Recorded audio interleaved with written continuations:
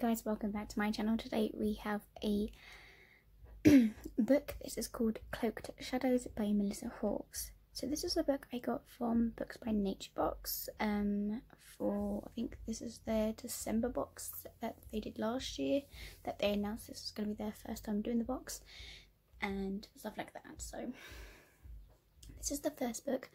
I also do have the second book, and I haven't read that book as well. Well, it was these were good. The front cover is just like a blue with some leaves vines on it. It looks so pretty, and the quote says magic comes with a price. When I read this that quote bit, it just reminds me of Rumpel when he says magic comes with a price, dearie. That's all I had in my mind. So this is a beautiful book. It was so intriguing to read.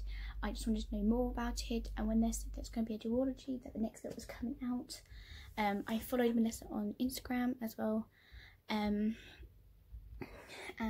if you bought her second book, basically she will ship out a bookmark, but you could put the end of the book and the page and sign book plate, but mine has not arrived yet for the book, so I'm just waiting on that. But anyway, this is the front cover. The spine is literally in white and says 1, of course. This is what the book looks like on the back. I do apologise if I say the names wrong. Ikenna Reladay was plagued with the nightmares of her father's brutal death at the hands of a monstrous centauri, those abominations which feast on humans to survive. They snatch children from their beds, infect animals with their darkness, and serve one purpose only: to overrun Nivera and destroy the magical cloaks. When Ikara, a human, discovers that she herself is a magical, she should obey the law and report to the Cloak Army. But that would mean never again seeing her home and all those she loves again. She can hide away her magic, but it's becoming impossible to control. Besides, no matter how much she resists, Ikira is drawn more and more into the heart of the endless war between the Cloaks and the Centauri. It seems her fate is tied to that of Nivera's, and dangers always lurking. So that was a synopsis. So this is the class of magics. So in the Books by Nature box, we got like a little pin. I actually got elementals, which I was pretty cool by that. So you could have got slayers, time warpers, shifters, healers, elementals, objectors, or descendants. Which one did you get, guys, if you got the box? This was also a author letter that we got inside the book as well. So let's look. Is it plain? So as you can see, the details of this little on the hardback. The hardback on the spine is also wine with blue lines. They did also give us a signed book plate to go inside the book as well. I put it here because it's very pretty. So as we go through our books, this is going to tell you some of the characters. So this one we have the Dell Mask of the Dauntless, and we have the Centauries. Next, we have King Elion, the Mark of the Cloaks, and the Mark of the Centauri. That mark looks so pretty that it looks like a tattoo you can have it yourself.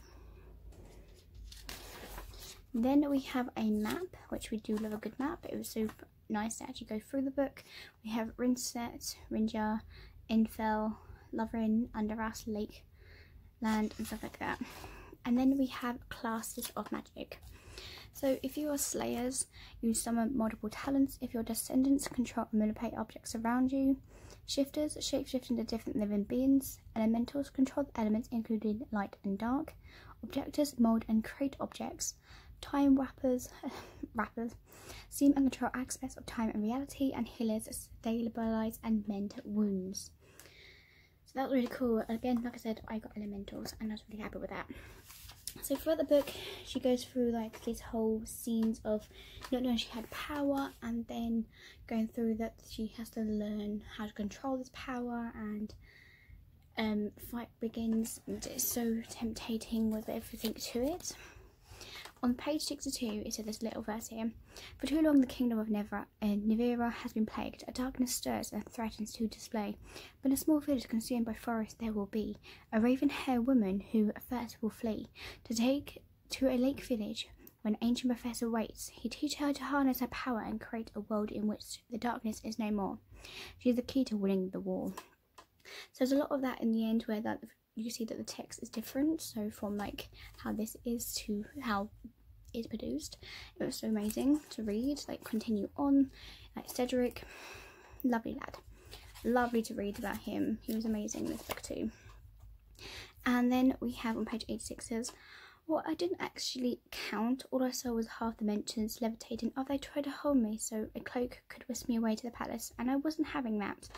So it was literally just like stuff like that where they were going to get taken away and ouch, and they didn't know what was going on with them. But like I said, this book was so tempting to carry on reading. There were some days where I was like, you know, I'm not going to read today, I don't want to read today, and I didn't read. So it's been about a week and I did pick up the rest of the book and try and finish the book as possible. So it's alright, all good. And then I got the second book anyway to finish off too. So this book was definitely a 4 out of 5. It was a very good book, and the second book was amazing because I literally just finished straight after this book was finished. If you guys have not read this book yet, read it. It was really good and I have much to say about it. Peace out guys, I'll see you for the next book. Bye. Hello guys, welcome back to my channel. Today we have the Unveiled Reflections by Melissa Hawkes. This is the second book to the Cloaked Shadows, to the first book. This is a part of a duology and that is it, but all good in all worlds. So this one says the price is destruction. So it comes with what of her power does have some kind of destruction to it, but the book was just, it was really good to read the second book as well. It did take me time to actually get through the book. So this book is kind of like the blue one, but this is all in purple and the book is so cut lovely. I am waiting for the signed book plate and the like other little goodies when you pre-ordered this book from however you pre-ordered it from, and obviously just waiting for it to be sent to me. So again, same aesthetic as the first book. We have the white spine with the purple edges. Then of course we have our classes of magic, and then this is the hardback, same as this side. So this is book 2, sorry, book 1.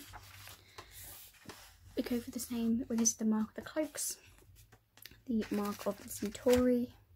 What would you rather be, the mark of the cloaks or the mark of the centauri?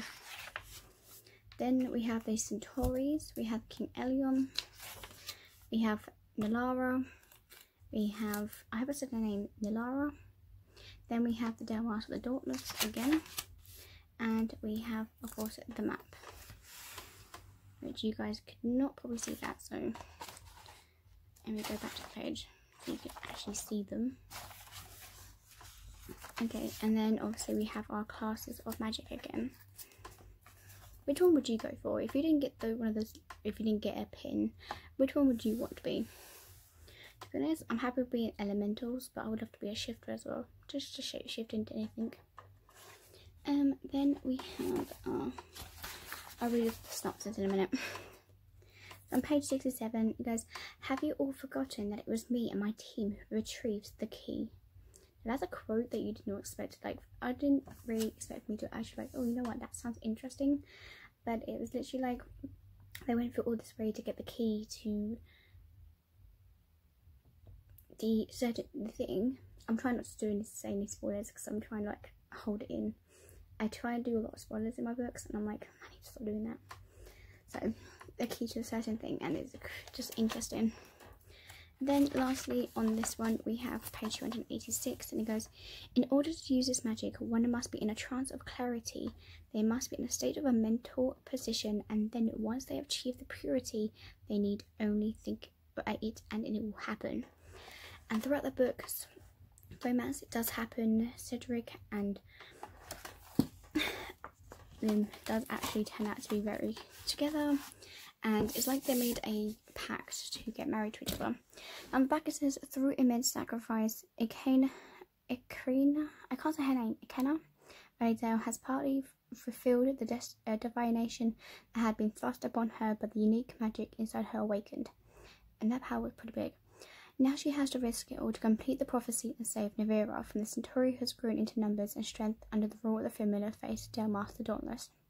Only one thing can end the Centauri forever, and that is the Athena's core, a magical box that possesses the magical power from a king inside.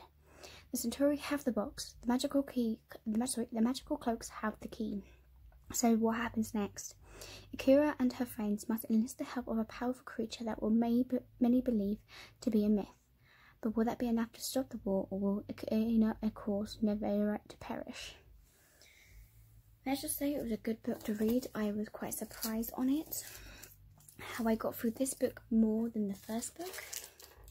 So I wasn't too bad on that anyways, but the book was so intriguing to read, and it was just fun to read as well.